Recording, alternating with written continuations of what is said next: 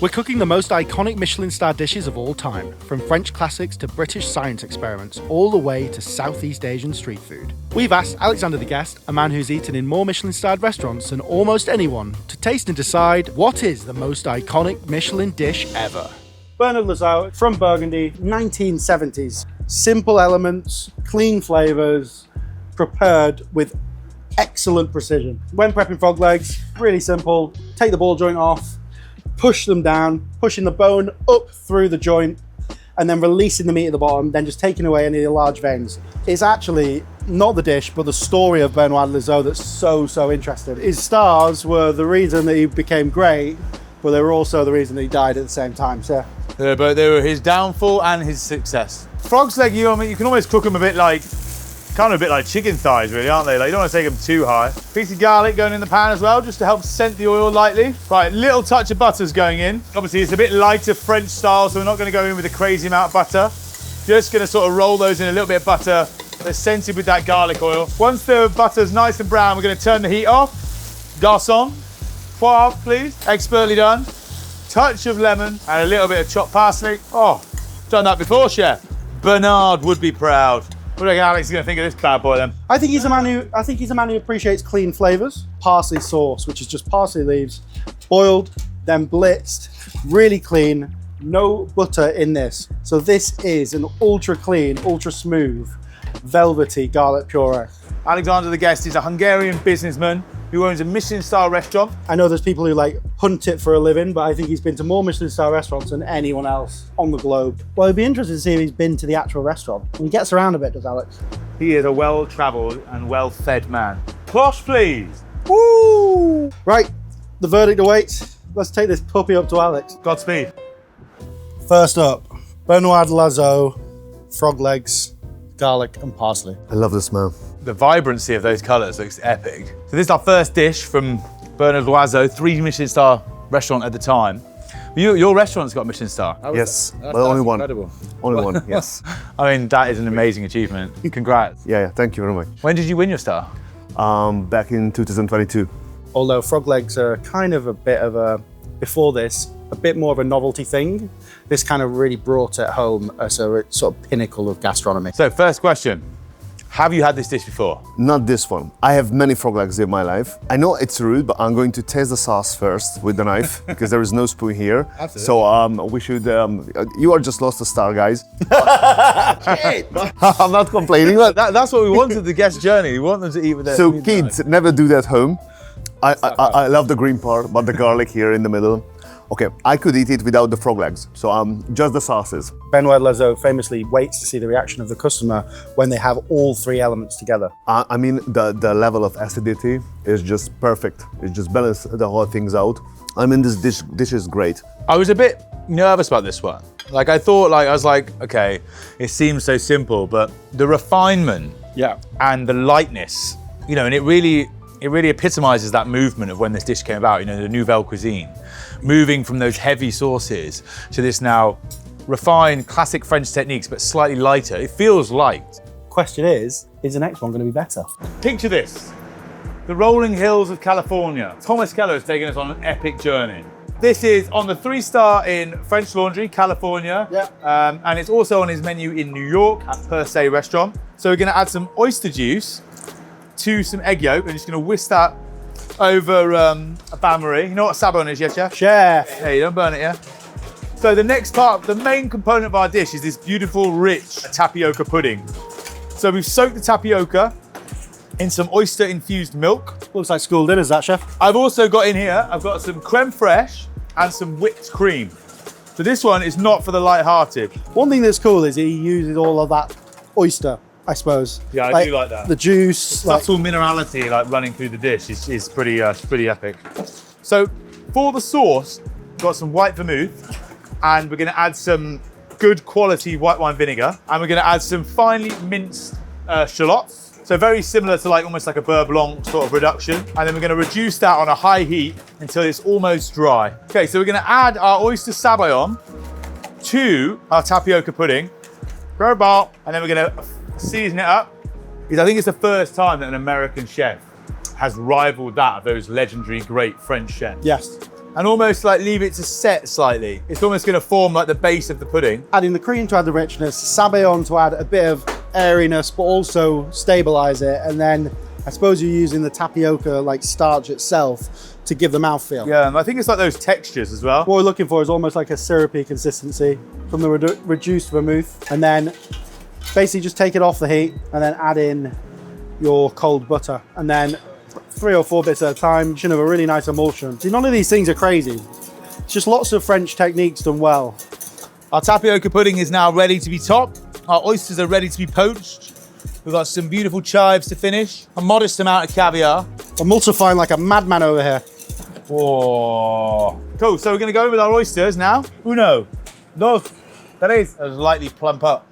Cool. To finish the sauce, lots of fresh chives, right? Yeah, buddy. So I actually really love the plating. Ceremonial lump of caviar. This is Thomas Keller's signature Oysters and Pearls. Have you tried this dish? Yeah. Yes, I did. French Laundry is a great place to enjoy. Classic one. Beautiful service, simple, great flavors. What does Thomas Keller mean to you? The inspiring chef? The atmosphere he created and understand the guest needs. That's why I respect him a lot. Do you like caviar? Unfortunately, yes. Interested to see what you think. So, I think Thomas Keller famously said, like I think in interviews, he's like, it's just a tapioca pudding, just done really, really well. yeah, you were right. It's just a pudding. But, but creating that pudding with no cutting corners. That's what I heard once. 2 Michelin-star chefs told me, do not cut corners, and then the dish will be great. And that's the beauty of the dish. You can enjoy it without the caviar and without the oyster, just the pudding itself. It's just, I love it. So the big question is, do you feel like it's more iconic? I still would stick with the frog legs. Oh, Thomas. Unlucky Keller. Sorry, I respect them. I was rooting for this for number 1. I thought this was going to be number 1. It's nice, but somehow the simplicity of the previous one. And I think when a dish is super simple, that's the hardest part, because there is no place to hide. Thomas Keller, if you're watching, I still love you, even if Alex has shut you down. I love you as well. This is my favorite of the day. Heston Blumenthal, Sound of the Sea. An epic dish. Around about 2007, the Fat Duck, 3 Michelin-star restaurant in Bray in the UK. It's a fully immersive experience, and you're meant to feel like you are on the seaside. It's the easiest way to describe it. What we're gonna do is we're gonna prep some mussels, clams, and beautiful razor clams. We're gonna cook those in a shellfish stock. The hardest and most complicated element of this to make is our edible salmon, Come again? which is basically lots of MSG inducing ingredients, dried anchovies, dried shrimps, and lots of maltodextrin. So if you've not used maltodextrin before, it's basically a chemical that makes the solids bind together and absorbs water. And he's used this to basically mimic the sand. So it's really cool. It's actually got a really beautiful umami flavor as well. So I've just sliced up some octopus, which has just been lightly cooked. We've also got a little bit of sea bass. It basically seasonally changes throughout the year. Added a little bit of ponzu to the tray just to season the fish up. To finish this dish, we've got lots of different types of seaweed. So we've got some wakame, we've got dulse, which has been pickled with white soy. So really nice and sticky. We've got some of this dried wakame, which we're going to use to sort of add that crunch that you would expect from the sand. Last but not least, we've got this pickled hajiki. So just lightly pickled with a bit of soy. This has got a really interesting flavor. It's almost got a bit of a truffle flavor to it. Why we think this dish could be the most iconic of all time, I think it's how he balances the multi-sensory. It invokes memory, it invokes feeling, coupled with an incredible tasting plate of food. Right, bringing in our beautiful plate. The poaching liquid that Jack used to poach our fish is going to get a bit of soy lecithin in it, which just helps to froth and foam a stock and gives you a stable foam, which is going to finish the dish. It's almost like a sort of, I guess, the foam that laps the waves. So I just got this in a bowl now just to get a little bit more of a freer foam. Just going on with a bit of dried wakame. That's just going to give it a bit of extra sort of crunch and texture. And then you kind of just have to layer up all of this seafood nicely. So there's our dulse going on. I actually did this dish, so I was on the Sound of the Sea section when I did my stage there. And This will go off the menu for a bit after that. yeah, the damage was done a bit too late at that point. Oh, when I went, it wasn't on the menu for some reason. I was wondering why. Just a lot of things to remember. 2 chefs were voted on to do 1 dish. So we're going to add these lily buds on.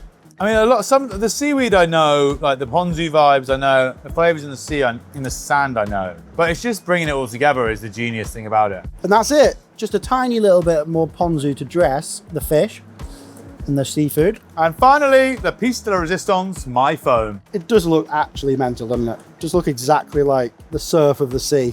Epic. That's mad. He was doing this 20 years ago. So the last element, really important, is, you don't see these very much anymore, iPod shuffle. All the rage back in the day.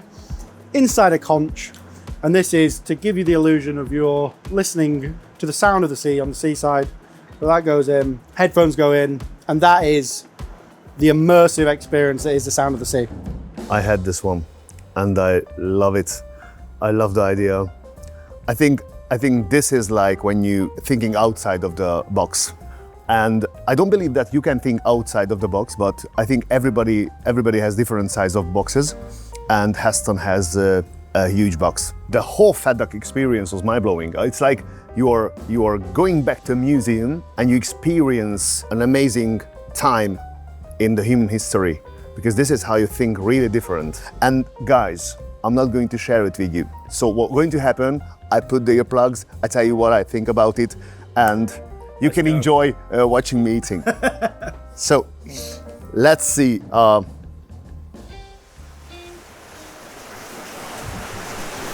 idea is so cool. It's a masterpiece. I wouldn't know. I'm pretty hungry over here. And the sand tastes like poppy seeds. Yeah, the sand is a very strange recipe. It's dried shrimps, dried anchovies, like all the things that give you like umami. I think when you have like 100 Lego out of the box, and you can build the same like the next one next to you, or you can be completely free. And I think when Heston built this dish, he uses the same Legos, but he created something like... His mantra is question everything, but yet his restaurants are probably some of the least creative places in the world. It's like a science lab. Yeah. And that's how you can effectively build an empire and consistent legacy. Question everything, such a powerful statement. Yeah. So the question's coming, my friend. Is this dish more iconic than the frog's legs? To me, the frog legs are still amazing. This dish to me is just step out of the normal dishes. It just represents a different category. It's a different kind of thinking about something.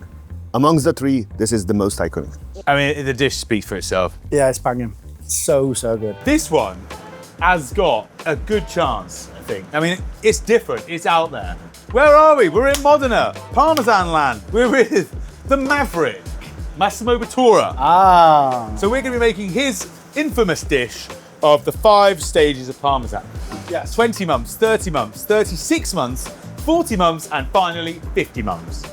So there's a different component, different texture for each age. So you're gonna start off making the demi-soufflé. Yes, chef. So we've got some egg white, which you're gonna take to soft peaks. I'm gonna take my 24-month aged Parmesan. I'm gonna mix that with some double cream and some ricotta. And we're gonna mix that all together and then fold in our egg white. Okay, so you're gonna mix that together, and then when Will's finished messing around with them egg white, we're gonna fold it through this into our silicone molds before we bake it. We're gonna bake that at 180 degrees for around 10 to 12 minutes. So he's been working on it from the late 90s, early 2000s, and he's still developing it to this day because the most important ingredient in this, other than Parmesan, is time. Oh! So time is constantly evolving, it's constantly adapting, who knows? So maybe there'll be a 60-month Parmesan in there next year. 180, 10 to 12. This is our 30-month aged Parmesan. So for this is chicken stock with cream and Parmesan, which has been gently heated and mixed, emulsified till smooth. And we've chilled it down, placed it into a siphon and charged it up. We're gonna go on with our souffle, and it's just served at room temperature. We're then gonna go on with our siphon of Parmesan foam, which is made from our 30-month Parmesan. And then next up, we have our Parmesan sauce. So this is made with 36-month aged Parmesan with chicken stock, which has been heated to 85 degrees and blended until completely smooth. So smooth, isn't it? It's almost like a velouté.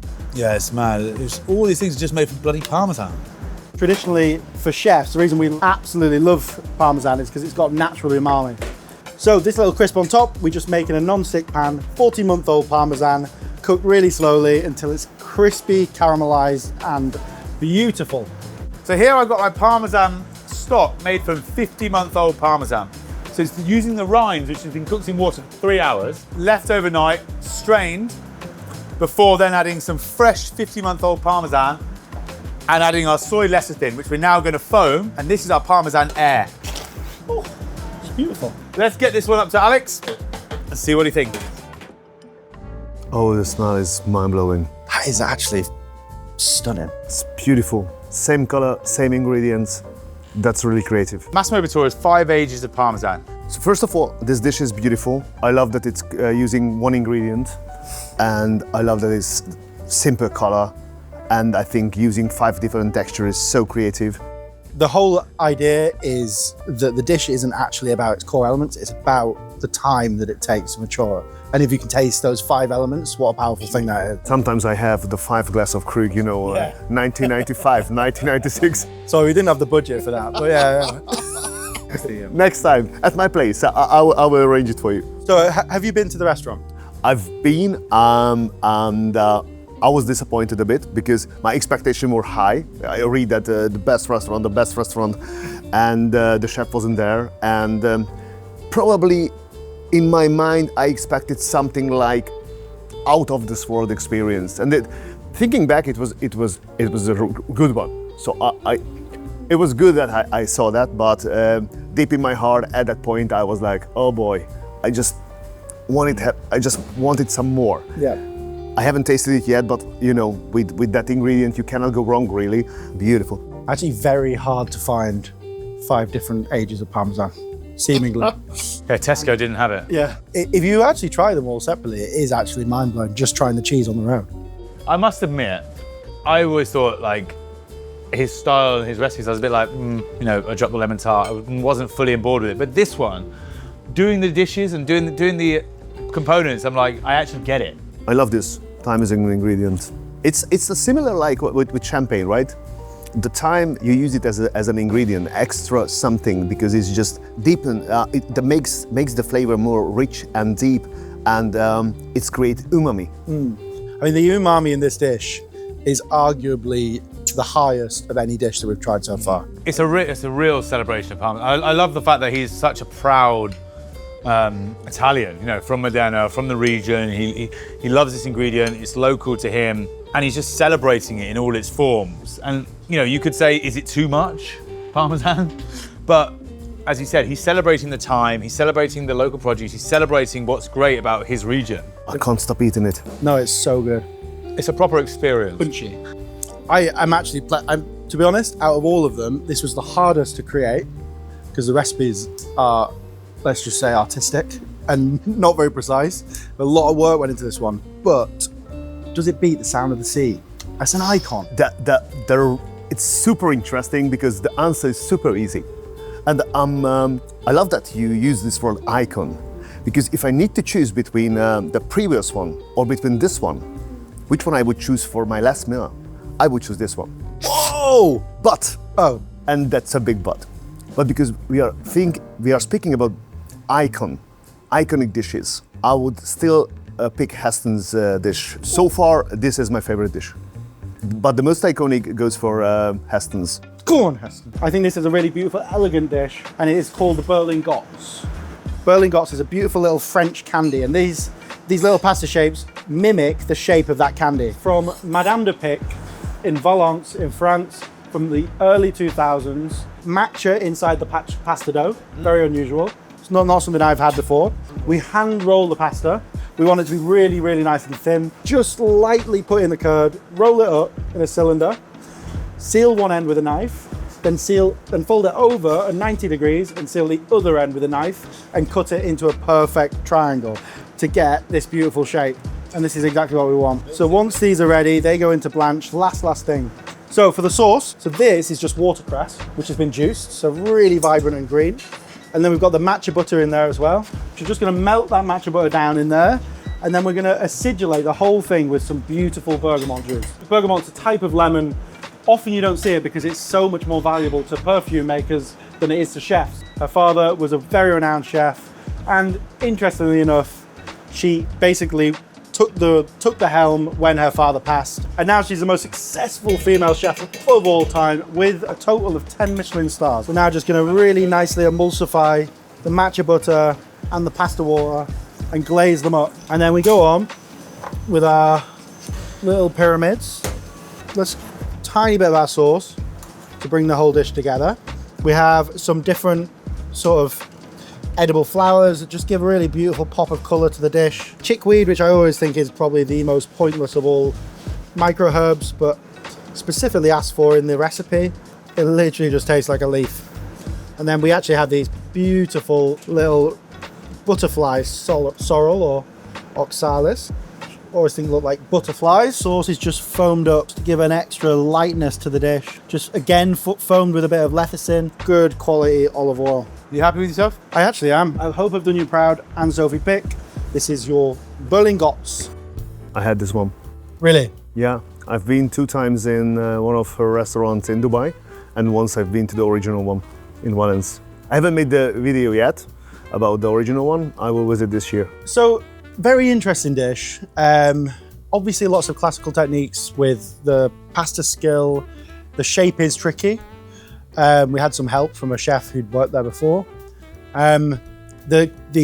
Ultimately, it's very clean. It's very delicate. I'm a huge fan of anne-sophie pick. I think hard work and no bullshit around, no storytelling, just cooking and being precise, using great ingredients. So let's see. Let's check the taste of quality. I need to hold it because I want to have the most sauce possible. It's going to be disgusting. Sorry, guys. I mean, when she created this, the pasta was a bit thinner. Well, but good try, guys. Thank you very much. But it has a nice texture, and the smokiness of the cheese is just balance everything. It's fresh, umami. This is a really tricky little technique to get it perfect. So I'm glad that we didn't completely nail it because it would be a disservice to her. All right, good save. No, it's true. Like it's such a pure technique. There's nowhere to hide. But as you were saying, like you can almost feel her cooking dynasty in this dish. It's the confidence. The dish oozes confidence almost. You know, Yeah. respecting the ingredients, is simplicity. Like her granddad had 3 Michelin stars. Her dad had 3 Michelin stars. She now has 3 Michelin stars. Like that's crazy. It's difficult. This time, really, really difficult because I admire her and I admire what she created. And seafood salad outside of the box is just it's difficult to beat, right? Yeah. So I would keep up with Heston's and Awesome. So we beat the Italian, we beat the French. Which nationality are we going to destroy next? If you are squeamish, you may want to turn away because we're about to crank the weirdo factor up a notch. You've already done that way earlier, mate. We've taken a duck, we've sawn his head off, we've scooped his brain out. We are in Noma, Copenhagen, the famous restaurant of Chef René Redzepi. He is the founder of the New Nordic food movement. He believes in head-to-tail philosophy. He believes in using ingredients that are local to him and making the diner go through a journey of the local area. This dish is called a duck's brain eaten with its own tongue. In Noma, they would have used the brain. To be quite honest, I think we have stupid ducks in the UK because the brains were too small for us to use. We're using sweetbreads instead to imitate it in this case. We've also fashioned a beak out of the lower jaw, which is then cooked slowly, cleaned and tied together. This is the instrument with which Alex will be eating said duck's brain. We've blanched the head, we've iced it down, we've sealed the top of it with wax, and now we're just going to peel away some of the wax to reveal the head and give us a stable area to serve our duck's brain. We've got the lovely sweetbreads here, which we're going to lightly flour. And then into a tempura batter, lightly lower them into our oil very slowly so they don't get stuck onto the bottom of the basket. So the second part of our dish is going to be the duck's foot with the skin attached. So I'm just going to ask Will to fry that now, please, sir. We're going to fry it 140 with the foot out of the oil. And as soon as it's crispy, we'll drop the whole thing in. So just taking our sweetbreads out now. Going to let those chill slightly. season them with a little bit of fine salt while they're still warm. Now it goes without saying that what he's done for food in the last 10 to 20 years has been legendary, and his food is very hard to imitate and to copy because it's so constantly evolving with the seasons and the local ingredients that are available to him. So this version is the closest that we could find. Now to serve our dish, we're going to place our duck head onto our plate, damson salsa with local foraged herbs, Sonoma. So you've got a little bit of wild garlic in there, got some ramson flowers and a few coastal herbs. So 1 duck cracker, chicken seasoning, laying it onto same plate. We've got our tongue. And then finally, I mean, it's not necessarily a dish, but in terms of a concept and an idea and a philosophy, fucking hell, man, it screams it, you know what I mean? It breathes it. Let's see what he thinks. This one has been tricky.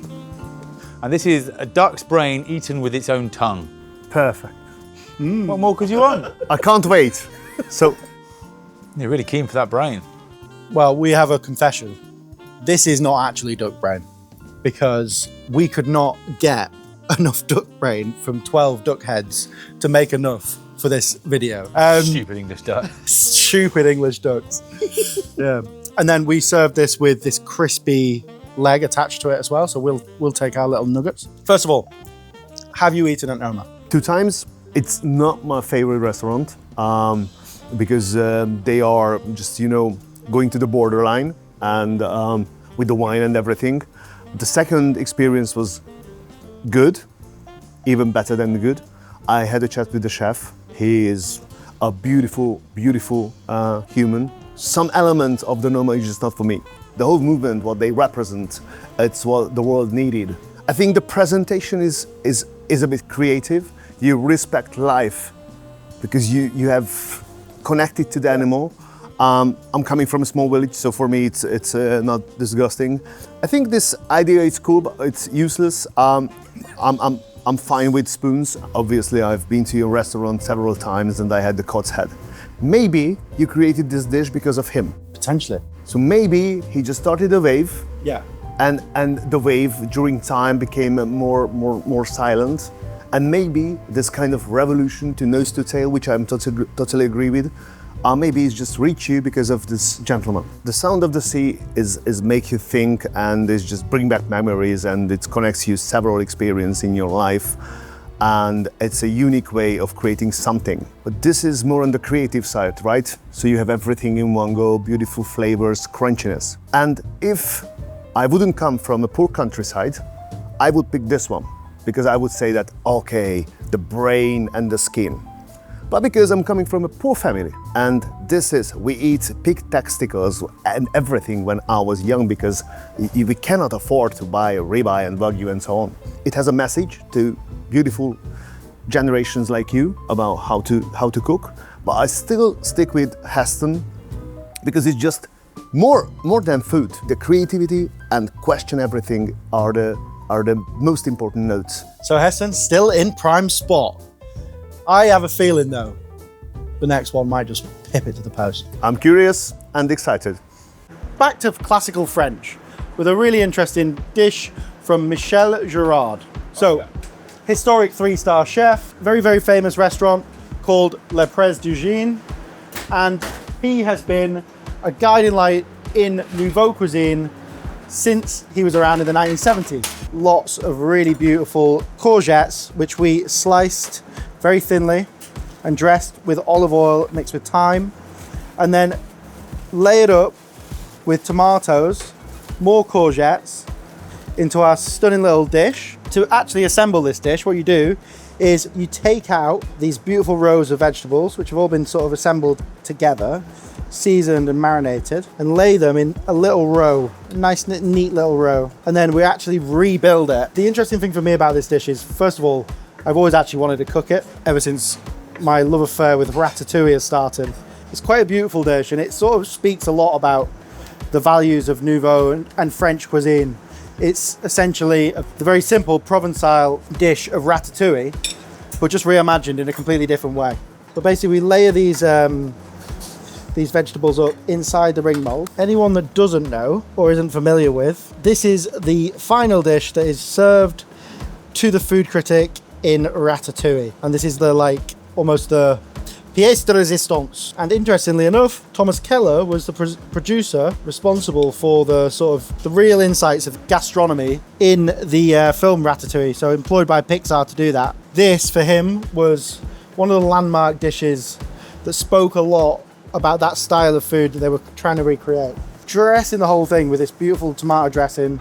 And then just to finish, we lay on one final column of softened down vegetables. Glaze everything up in a little bit of olive oil. It's just a really simple, light Provençal tomato sauce. So it's just going to tie it all together, add a bit of acidity. Okay, and then place our column of ratatouille onto the tomato sauce. Basil coulis that go on the plate. Tiny little bit more of this dressing as well. So there you have it. Michel Gorad's ratatouille with a final touch, perfection. Beautiful. There's no way that's one of your favourites. Yeah, it's a bit too healthy for me. I always wanted to be part of a Disney fairy tale, and now, finally. That's it, mate. Finally. Hopefully, I'm not the rat. Have you eaten in any of Michel's restaurants? No? No? Never. So this is the first. So you've never had this dish before either? No. First one of the day, I think. But it's a very simple take on a very rustic dish. So it's essentially a ratatouille, but built outside and then reassembled, painstakingly reassembled around a beautiful tomato fondue, and just split out with a really nice basil pesto. Incredibly beautiful. And with the biggest respect, you can't turn something rustic to an elegant dish because you're going to lose the flavor. I completely agree. Sometimes you can't sacrifice the taste for beauty. And I think here they a little bit sacrifice the DNA, the origin of the dish for beauty. Yeah, it can't make the dish better reassembling it. I can imagine and I can picture how it was great in its own time. And, showcasing the produce itself, not overpowering it with creamy and fatty, that's a great idea. And probably in its times, it was something that gastronomy needed. But you haven't asked the question, but now can I just answer? I think I know the answer. Yeah. It's the sound of the sea, isn't it? Well, from the cleanest, freshest dish of the day, we are probably going to the richest, heaviest. I think this could be. I think this is my favourite. Let's be honest. Look at us guys. Dealer's choice. This one, I think. Okay. I think It's going to deliver in all sorts of different ways. I reckon I've got the ace up our sleeve that we need to knock Heston off the top spot. Enter Oh, look at that hot tamale. the pig's trotter a la Pierre Kaufmann. Our old friend. If this can't do it, I don't know what can. Yeah. So you're on the mash. Yeah. Get that nice and warm and buttery. Yeah, on it. Make sure it's perfectly seasoned. I know what you're like. So this is the Marco version of the pig's trotter. A student paying homage to his mentor and potentially elevating it. Who knows? We'll soon see. So in a pan over there, we've got the sauce for the pig's trotter, which we're gonna, once we've taken our trotter out of the cling film, this is now warm. We are going to glaze our trotter in the sauce. As the sauce thickens, giving it a beautiful shine over the top of our trotter. So we've got a video that explains this in depth, which we can link in the description below. But basically, you painstakingly go and follow with a small knife. It has to be a small, sharp knife. He's very specific about that. All the way down the length of the foot. We have to use the rear foot. It's really important because they're straight. The other ones have too much of a bend in them and it doesn't look as elegant and graceful when it's finished. This is, for me, is one of my favorite Michelin dishes of all time. Just that stuffing alone is like so well seasoned, so luxurious. The mousse inside of Kaufmann's being basically chicken mousse with a few sweetbreads in it. The version that Marco does is pretty much just sweetbreads with a little bit of chicken mousse, so much more luxurious. Saute off the sweetbreads, mix them through a beautiful chicken mousse, stuff it inside the cooked trotter once it's completely soft, roll it up, and then cook it again to reheat for service. So a nice little rondelle of mash. So the important thing about this sauce is very different to sauces that we would make. Mainly chicken, lots of veal bones, a shitload of booze. And this has got Madeira in there, port, and lots of brandy. So that's going to add a real sweetness to the sauce. Really helps to elevate the The sauce is like one of those elements that helps to bring a lot of the flavour to the dish. So the sauce should really coat and make a perfect glaze and shine over the top of that trotter. Right, cloche on. Let's get this one up to Alex. 1980s, Harvey's restaurant in South London. Marco's homage to Pierre Kaufmann's classic pig's trotter. First of all, do you know this dish? No, it's classic French. Protein, sauce, some vegetables, which is some rebouchon. You haven't had this one before? No, never. I am eager to try it. I love it. This part, back in Hungary, back in old days, we make a kind of jaya soup with it. It's so decadent, but so humble at the same time. This is my favorite part of the pig. You know, it's difficult to speak even because of the saliva. I just wanted to take it. Can I just taste Get it? stuck in. Please, I put it in front of me because if I like it, you know, obviously I'm not sharing. Oh boy. This is mind-blowing. This is like, it feels like real cooking. Oh, this is French soul food from Gascony. But obviously Pierre Kaufmann, legendary chef, famous for training some of the UK's best chefs, from Tom Aikens, Marco Pierre White, Gordon Ramsay. They all went through his kitchen. And this was his signature dish. I can't stop eating, sorry guys. So But good. I hear you. Oh, so. I have a question. Why did you put this dish into the most iconic dishes? For me, it's my favorite dish. It's my favorite dish. I'd eaten it again now. I remembered why it's my favorite dish. It's inspired me to start cooking. And I think the techniques behind it, the fact that it's been through all of our great chefs, Kaufmann, Marco Pierre White, and Gordon Ramsay. For me, this speaks about that whole movement. So I think I've got my answer, but what do you think? Nobody cares about your answer, chef. I love it.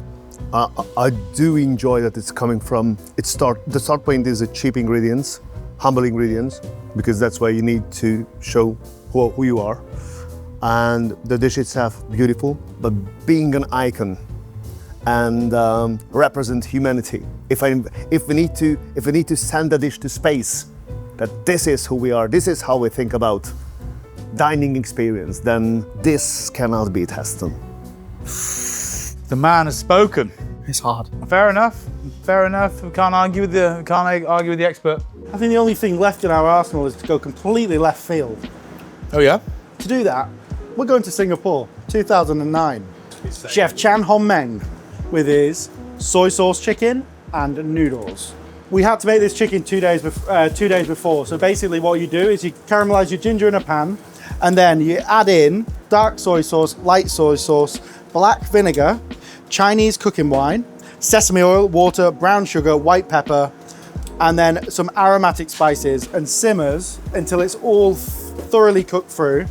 And then you chill it down in the broth, and then you marinate it in the cool broth overnight. What you get the next day, lightly warm it up, is this awesome glazed chicken, and then we're going to carve this up, serve it. Is this dish the epitome of like where Michelin is going, where modern day food is leading to? You know, the first food store to be awarded Michelin-star. How many will there be in another 20 years? So interestingly enough, they keep it on the bone, so no real elegant presentation here. It's quite rustic. That's classic, right? The fact that we're even mentioning it alongside these other dishes, I think it's just shown how far we've come from, you know, the inception of Michelin back in, you know, the early 1900s to where we are now. From the grand halls of sort of royal banquets to now street foods in Singapore. Like it's had a crazy journey. But let's get some of this on the plate, shall we, chef? When Michelin contacted him to talk about his Michelin star, he thought they were joking. True humility. I mean, you can't help but thinking he must have some mad skills in making this broth to make it Michelin standard. It is absolutely delicious. Super rich because of all of that dressing that it gets, but quite simple and clean. It's exactly what I want to eat, but is it the most iconic Michelin dish of all time? What does it represent? Is it represent a movement? Does it represent a change? I think we're going to have this conversation with our good old friend Ali. Hey, this is a bit of a gamble. Let's see if it pays off. Chan Hon Meng's soy sauce chicken with noodles. Okay. Now, bear with me on this one. Not a decorated chef of any kind, but one with a lot of experience. In 2016, to his shock and surprise, when he opened his shop, he was informed that he had won a Michelin star. The world's cheapest and the first Michelin star ever to be granted to to a food store. Have you been to this restaurant? Not this one, but I travel a lot, and I've been to Singapore like 6-7 times, and I tried the one which has the star right now, and I just I'm not a Michelin inspector, so I cannot give stars and I cannot take them away. But sometimes when I see this street foods with Michelin star, it's just doesn't feel right to me. Funnily enough, this was actually really hard to get right. The recipe is nowhere online because I think they hold it probably quite close to their chest. And getting the skin with enough flavour in it was actually really difficult, probably more so than most of the other Michelin dishes that we tried to recreate. Really? I love street food. I love it a lot. The whole food scene has changed a lot. In Asia, the Michelin opened to those simpler, tasteful dishes. I can see the logic behind it, but it's still just unfair. Yeah. It's just, because in Europe, you have all this investment. I mean, I've been to several 2-star restaurants which are just crazy. But then how is you have an Asia guide, but you have a European guide? Is it the star the same everywhere? To me, obviously not. It raises questions. But do I believe that this dish earns a Michelin star here in Europe? I think not. But that's just my humble opinion. I haven't tried a noodle. I can appreciate the quality of the food, but the thing is it right to categorize it in, I'm trying to think of a 1-star, the thought, the R&D, the quality of the cutlery, the ingredients, the tablecloths, the training of the staff, and like all the stuff that can go into a Michelin-star restaurant. Not taking anything away from the quality of the food on this one, but they are different. They're not comparable in some way. So if the Michelin says that we give stars because of the dish only, then somehow I can understand. Then if it tastes good and it's cheap, this is the bib gourmet. That Michelin has this category. Yeah. And I think eating good food and having an experience is different in a way. Yeah, I agree. Almost feels like they need a new award. It almost feels like they need a new categories, or they need to add something in for street food categories. Bib gourmet, that's the category. Yeah, it fits. And obviously it's a beautiful dish. And next time I go to Singapore, I will go and I will try the original version, because we are here to celebrate food, celebrate chefs. But you cannot compare this one to the one I already picked. We have saved, well, definitely the most decorated chef of all time to last. Gordon Ramsay. No. Wolfgang Puck. We forgot Gordon. No, Ainsley Harriott. The most Michelin decorated awarded chef of all time is yet to come. The ace up our sleeve. Our final attempt, the most decorated Michelin chef of all time, the legendary Joel Robuchon. We are going to be making one of his signature dishes called La Langoustine. Obviously, he's kind of most known for his mashed potato. Yes. Does it count as a signature dish? I'm not sure. But this dish is widely regarded as one of his signature dishes from more of a restaurant scene, more refined. So, we've got langoustines, which we have seasoned with pepper, salt, and espelette pepper, wrapped in basil, wrapped in brick pastry. We stewed them to hold them tight, and we are going to deep fry these for about 30 seconds. Ah, so not too long. You want it beautiful and pink, you want the pastry to be crisp. Right, get them in the fryer, big boy. Okay, 30 seconds in the fryer. Time is on. Whew. Crispy mothers. Beautiful. Nice bit of fine salt on these bad boys. Very simple, clean flavors, right? I suppose that is kind of what he's known for. So we've got some black pepper. We're gonna remove the toothpicks. So we have a lovely basil coulis here. Very nouvelle cuisine style presentation. That is a final dish. Maybe the chef who was voted best chef of the century can clinch the title of the most iconic dish of all time. La Langoustine by Joel Robuchon. Do you know the great Joel Robuchon? Are you familiar with his restaurants? I do. One thing for sure, before I even try this dish, I've been to several of his restaurants.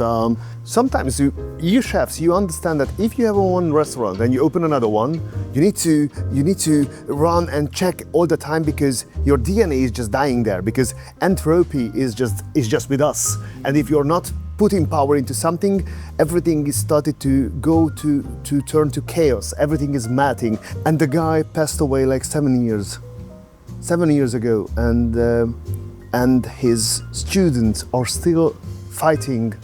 They're still fighting entropy. For me, I mean, that's remarkable. being that impactful. To me, he's the most iconic chef, for sure. I know it's not the title of the video, but So 31 stars still maintained by his legacy, essentially. Refined, simple. can I go by hand? I think so, yeah. Something up. It feels fitting to finish on a Langoustine. This is great. So good. I'm super happy that you invited me to this journey. Thank you, guys. The best man for the job. The little sweetness, the spiciness, it's a great food. Yeah, Ramsay would famously work there. Wait, Ramsay got a pan thrown at him by Joel. Pan ravioli. That's And I think if Robuchon throws a plate to you, that's instant. You're going to have 3-star. That's a kind of blessing. So this is a proper way to bless another chef. Yeah. So, the time has It's come. all boiled down to this moment. This is a very hard question, but do you still think Sound of the Sea has the top spot? It's one of the most iconic dishes of all time. Yes, I do. And the reason is simple. I love this creativity and thinking outside of the box. As an end of this journey, we met with the most iconic chef of all time. So today's world is much easier to create great food. But that brings the next topic, that is the food enough to the financial success? Which means it's not. So you need to become a business person. You need to understand hospitality in general. It's not just about food, it's more about the experience. Because at the end of the day, we are selling emotions, not calories. That's awesome. That's awesome. If you haven't had the pleasure of seeing Alexander the Guest's channel, he is the leading voice of fine dining, I would say Michelin dining in the world. I hope you agree with that assessment. And a lot of people, a lot of chefs particularly, I know, will follow this channel religiously. So thanks for all the work you do, and go check out the channel if you haven't seen it already. Thank you very much. Pleasure to have you here, Ian. Thanks for your help with us ascertaining the most iconic dish. And thanks very much for being so kind to me and laugh with me and feed me and tell your stories, because I learned, I've been entertained and I've been fed, and I had such a great time, and I do appreciate you guys, and thanks for the invitation. Oh, no, thank you, obviously. Now the Heston won, you have to take us to the Fat Duck. So stay tuned for episode 2, where Alexander the Guest goes on an all-expense paid trip to the Fat Duck. Thank you. Thank you. Cheers, mate. So Thank good. you. Cheers.